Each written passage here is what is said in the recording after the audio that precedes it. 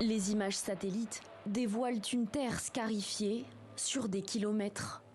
Sur ces clichés, des fossés anti-chars, des tranchées et des blocs de béton de forme pyramidale, appelés dents de dragon.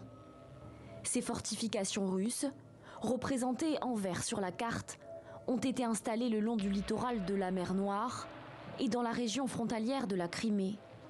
Le signe, peut-être, d'une crainte de la part de Moscou, celle de voir la Crimée touchée par la contre-offensive annoncée par Kiev.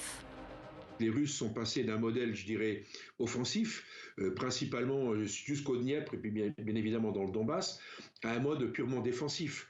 Et le fait d'aménager le terrain, c'est le terme technique, le fait d'aménager le terrain démontre que vous êtes prêt à recevoir un choc offensif.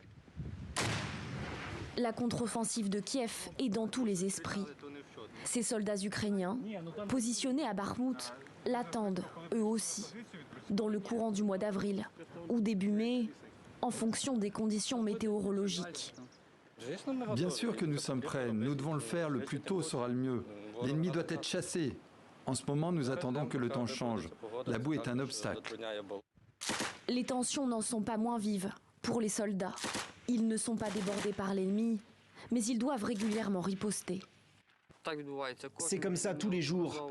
Toutes les demi-heures, l'ennemi nous tire dessus et nous répondons et le faisons taire. Ça nous donne l'opportunité de continuer à améliorer nos abris en paix, de construire de nouvelles tranchées et même simplement de vivre notre vie, de nous reposer après avoir fait notre devoir dans le calme, dans une tranchée.